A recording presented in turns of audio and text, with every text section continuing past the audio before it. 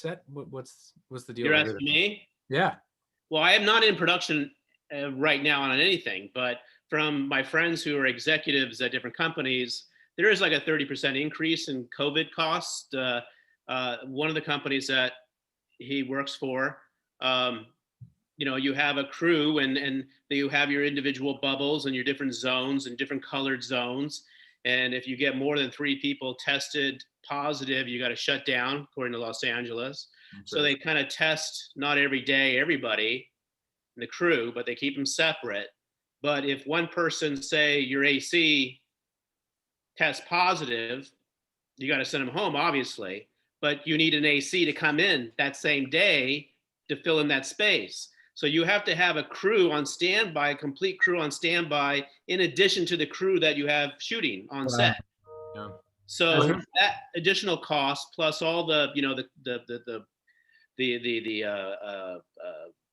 the sanitation, there's a director. Check out this director I know on the set.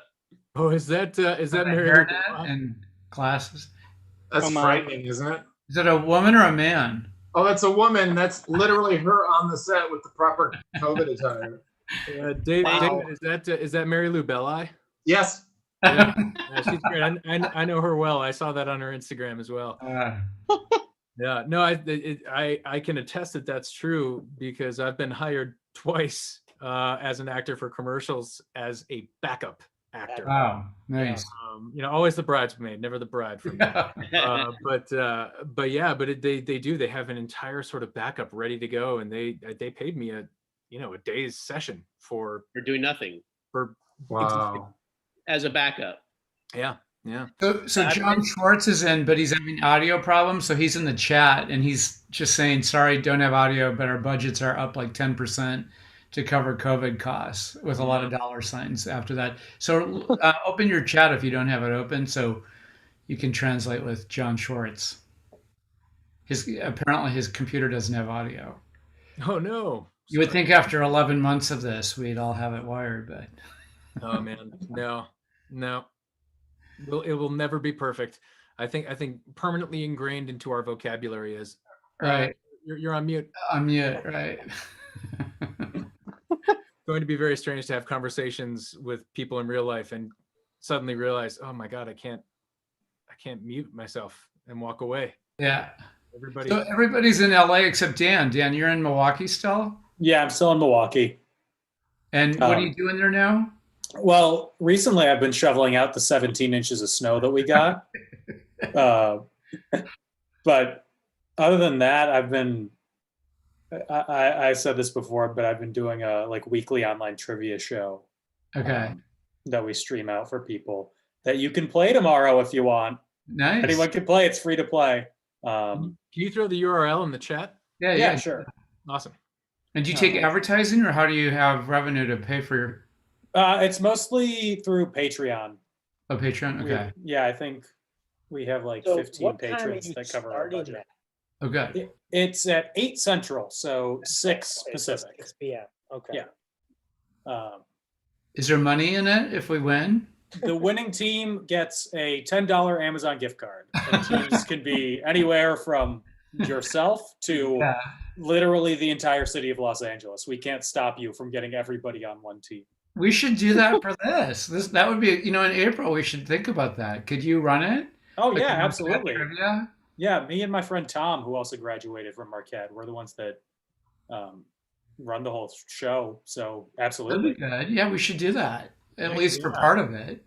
Yeah. Marquette Trivia Hour, I'm in. Which bar was your, we could have what was in the shots that we were drinking, or. Does anyone know that? I'm assuming it wasn't always Amazon cards. It was like fries. Yeah.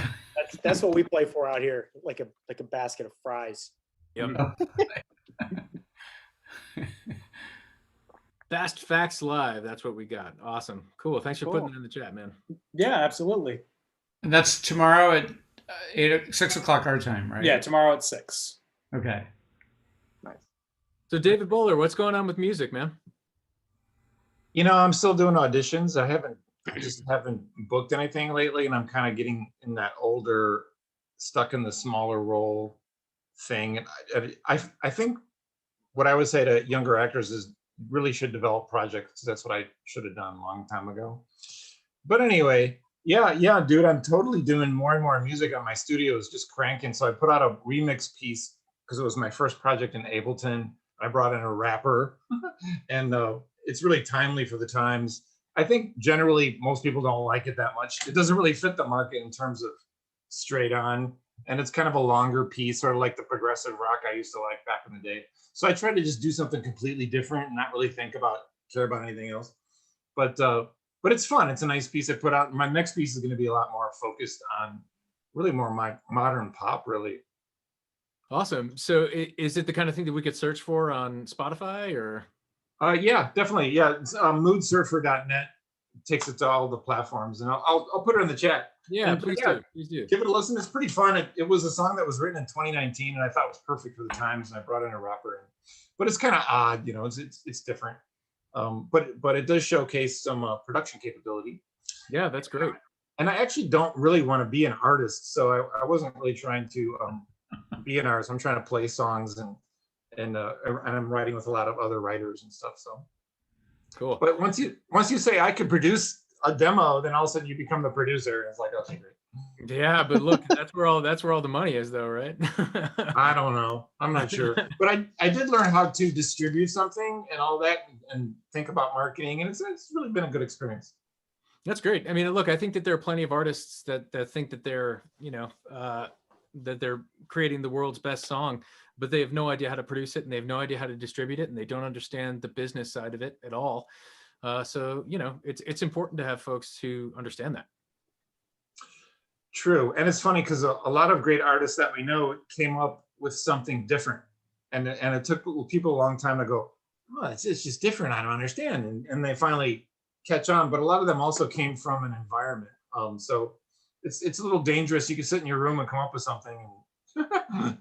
But you really can distribute anything you want. Video, audio nowadays. It's really interesting times, isn't it, for media? Yeah, definitely. Go ahead and throw that.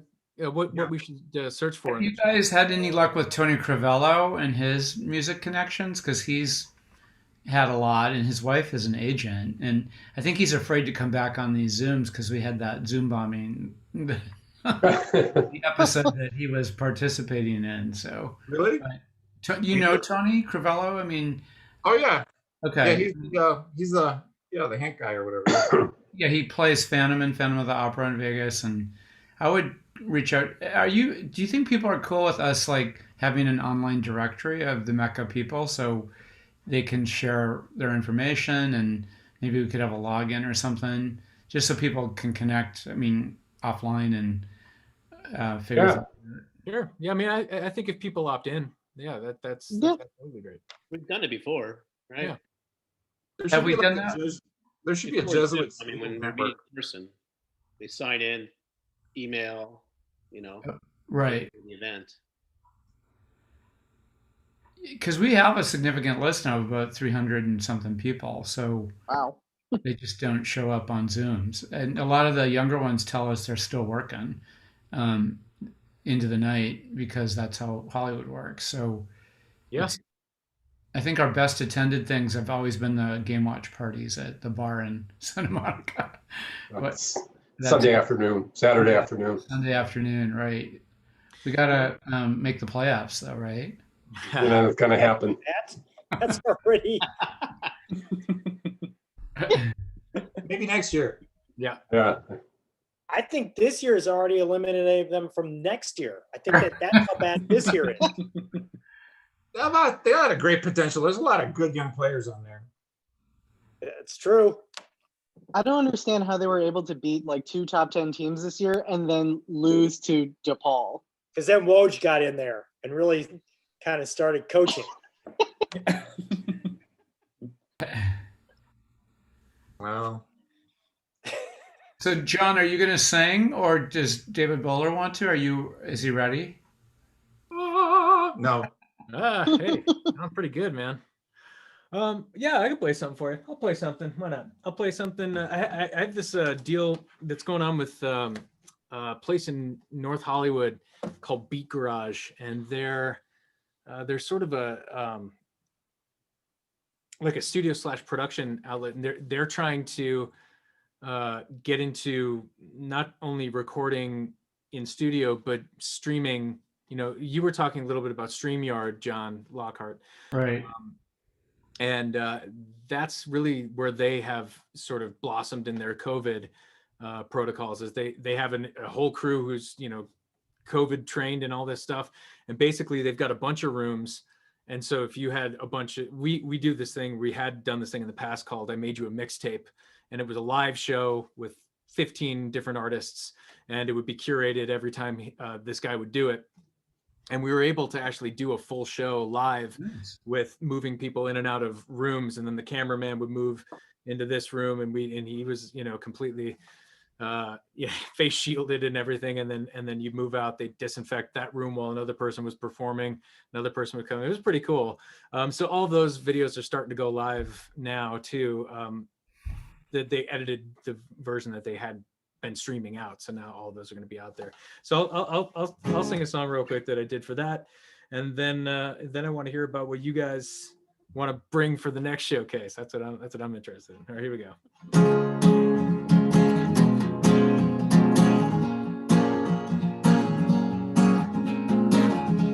You play the queen, I play the king. Together we will rule over everything.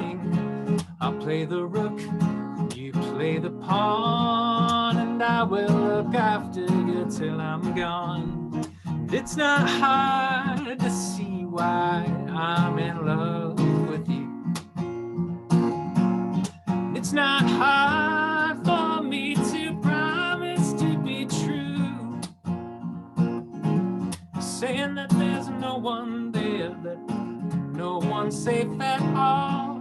But I am, and I catch you if you fall. Yeah, I'll catch you if you fall. You play the moon and I'll play the tides. You pull me right to you and the waves will rise. You play the wise, I'll play the fool. Together we will break all of their rules. And it's not hard to see why I'm in love with you. It's not hard for me to promise to be true, saying that there's no one there, that no one's safe at all. But I am, and I'll catch you if you fall. Yeah, I'll catch you if you fall. Oh, you play the moon, I'll play the tides. You pull me right to you and the waves will rise. You play the wise, I'll play the fool. Together we will break all of their rules. And it's not hard to see why I'm in love with you. And it's not hard for me to promise to be true, saying that there's no one there, that no one's safe at all. But I am, and I catch you if you fall. Yeah, I'll catch you if you fall.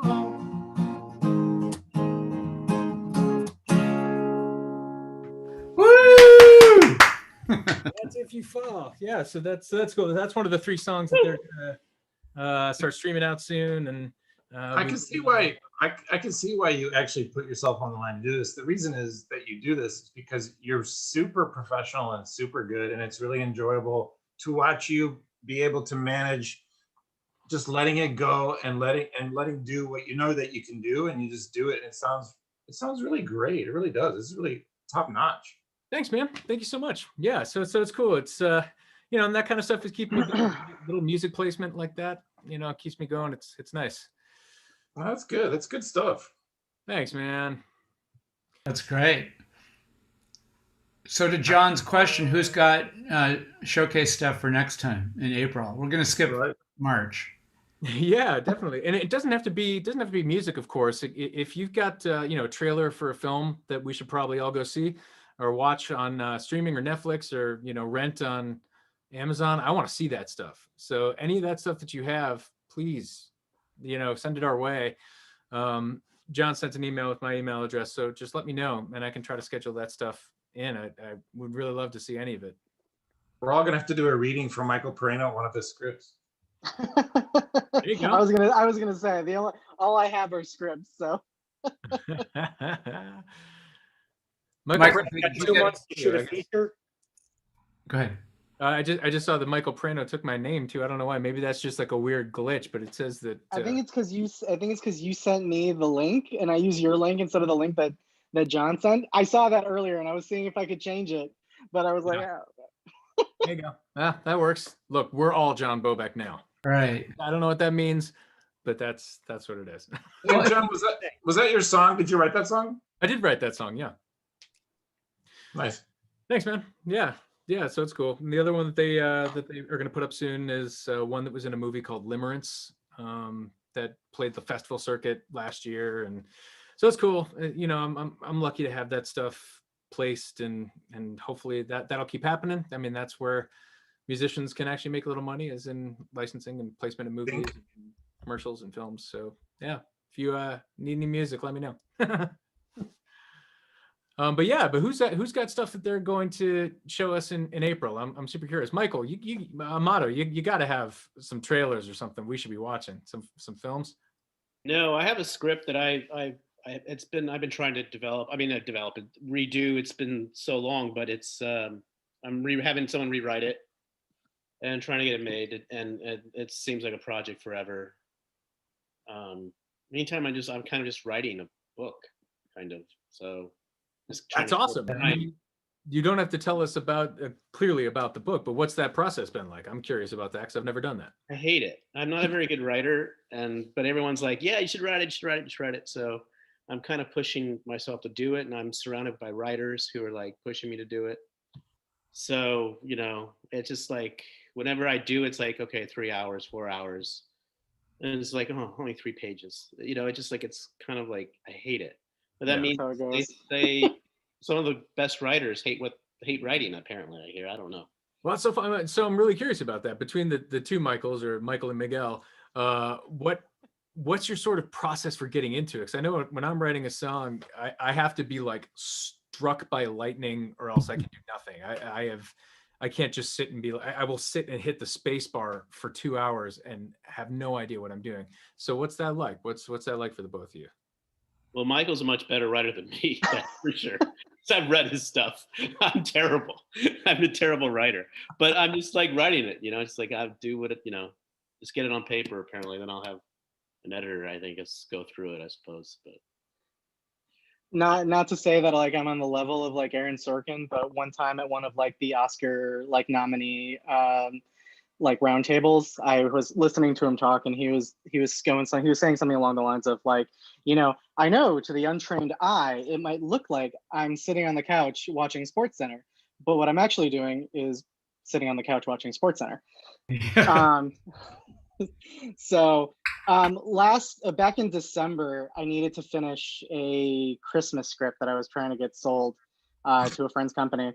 So it was a lot of like just watching a lot of those like Hallmark style like romantic comedy Christmas movies and seeing what I could pull from there, and just like sitting down and just writing, if you know, for that day.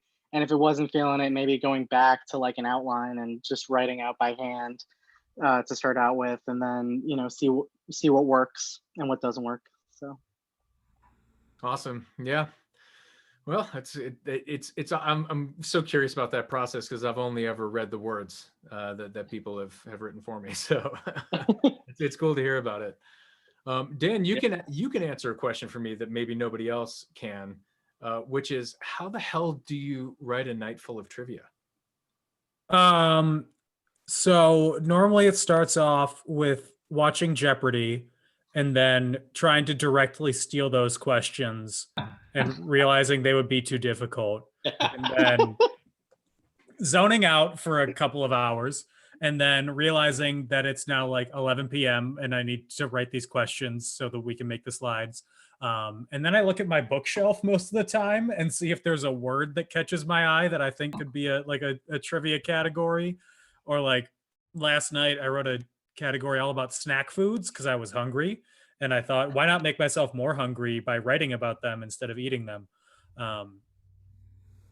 It's just ADD mostly. That's great, Sean. What were you going to say, man? The Ritz and cheese. Was that one of the answers? Ritz and cheese? It's not one of the answers, but free trivia question for you. What are pickles called in the UK? Bangers? No. It's not gherkins, is it? It is gherkins. Gherkins? Oh, good one. I would have won that. $10.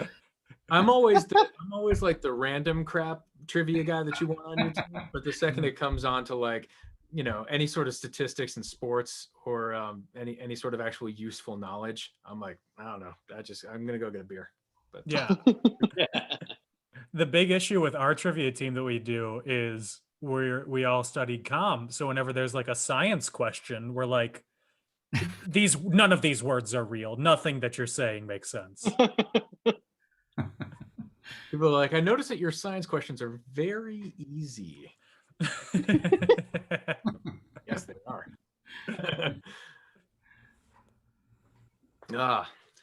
So I have a question. If you like, I was trying to write a book too, and dialogue is the hardest part, I think, is trying to put yourself in the frame of those people and how they would speak to each other. How do you do that in both script writing and in writing a book? I mean, how do you get into that zone? Dialogue. I mean, I find it hard to describe just because I guess it just came a little naturally. The dialogue that I wrote was always just generally like natural, like screen dialogue, I guess. And that was what I got a lot of compliments on in a lot of my scripts, even when I was just starting out. But I would mostly attribute a lot of it to the friends that I made at Marquette because they all had very unique personalities and turns of phrases that I still use to this day. That's great. I think it's also just like listening to people talk and like watching a lot of movies and TV shows just to see how the dialogue works. A lot of the time I'll have like something on in the background, so I'm mostly just hearing what's being said and not necessarily seeing what's on screen. Okay. You can always hire a couple improv actors like us to just come in and like wing it for you, and then you just write it down.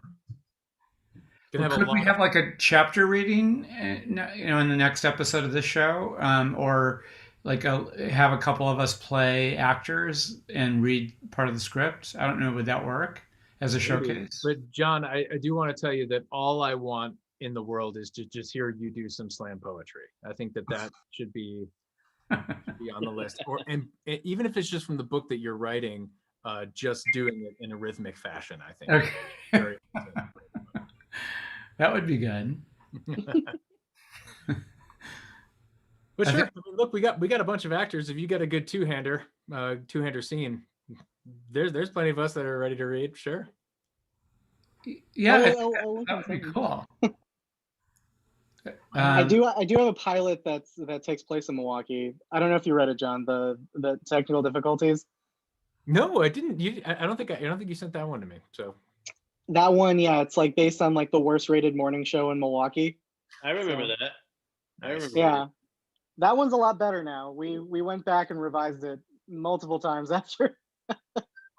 Amazing. And there's a Santa Claus one you wrote too, right? A holiday one. Yeah, that was the one last Christmas with the last Christmas cancer. Yeah. Yeah, I had to take the cancer.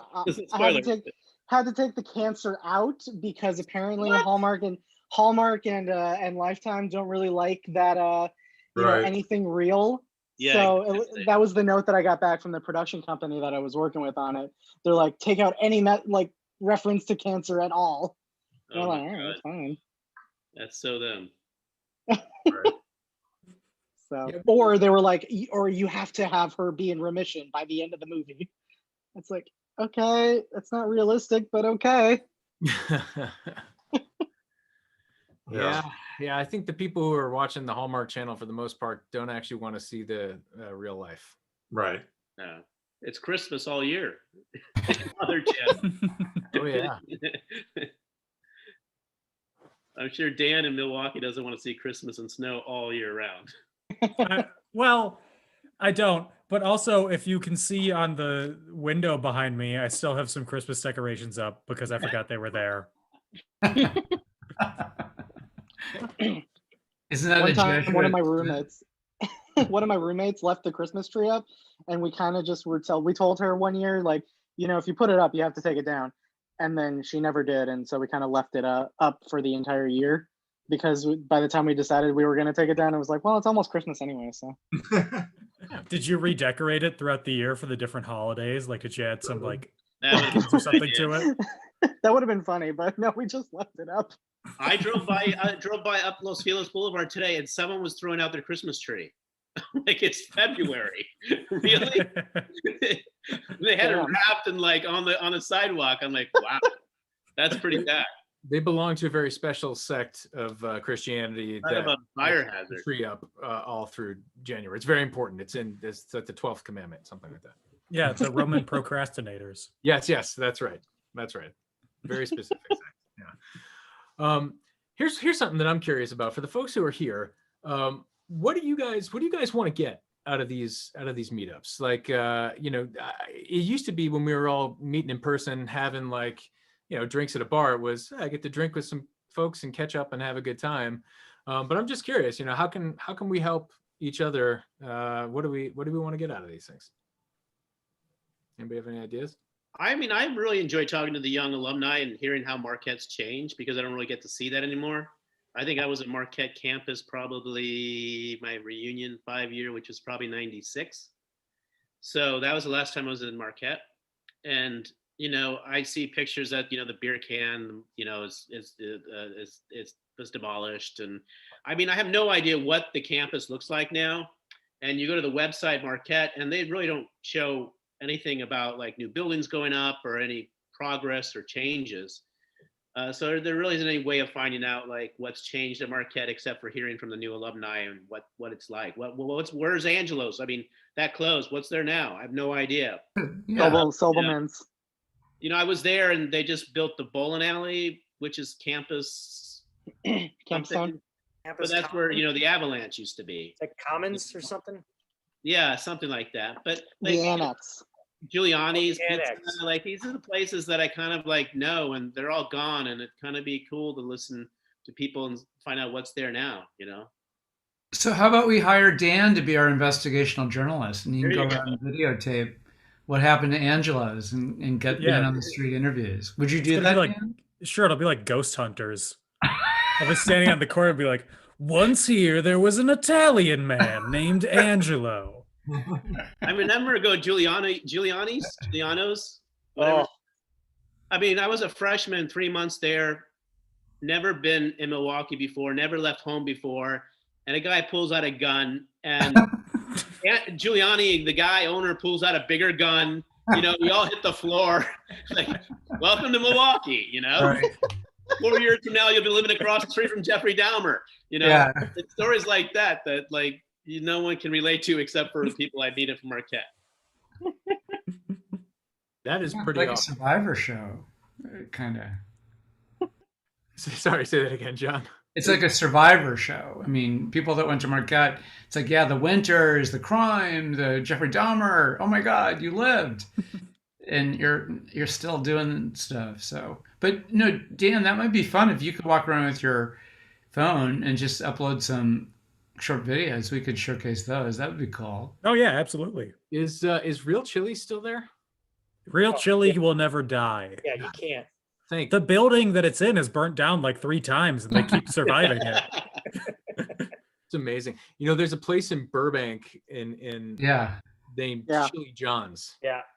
But they're connected, and I didn't know that. The Really? owners knew each other, and so that's why the food and the recipes are very, very similar. Mhm. So you can get your chili and beans over spaghetti and What's it called?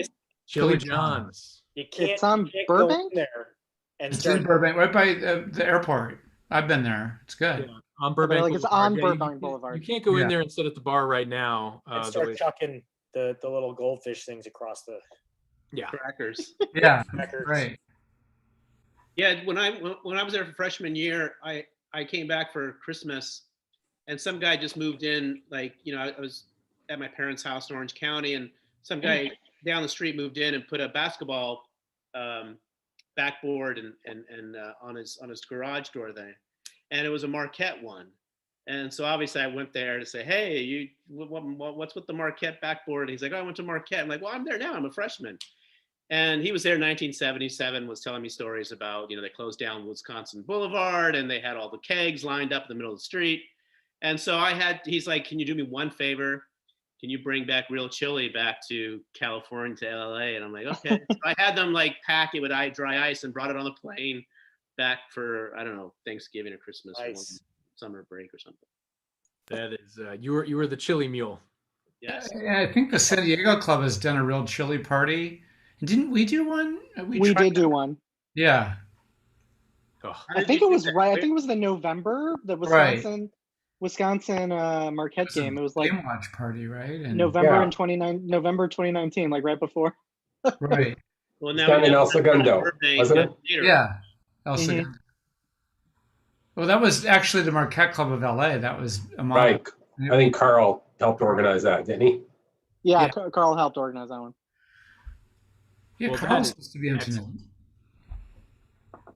So we don't know how the place in Burbank and the one in Milwaukee related. Is it over No, I lawsuit think, or is I think the owners knew each other or know each other, and they, I don't know if they tossed recipes back and forth or something, but It's a pretty, crime family. yeah. I mean, it's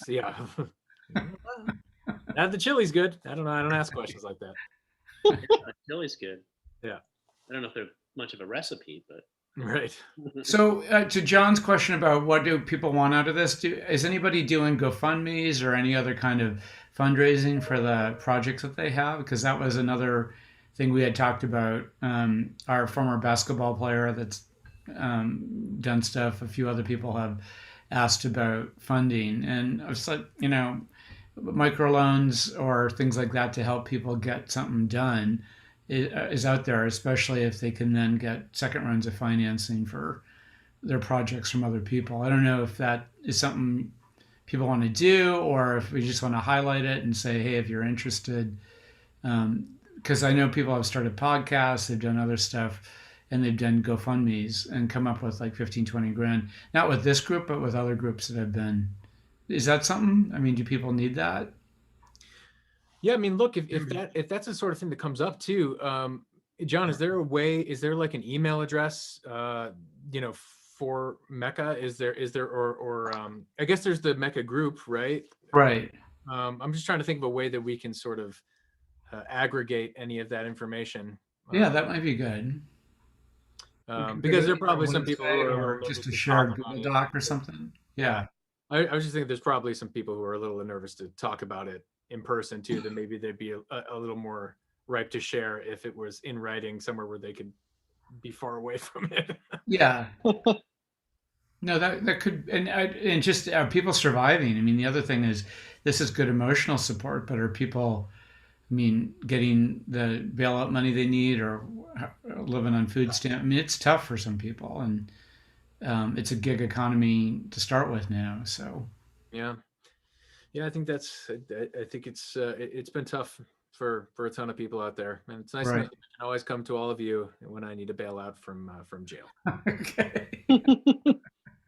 Well, you got to win the trivia contest with Dan. Yeah. No. That $10 Amazon dollars are going to go a long way.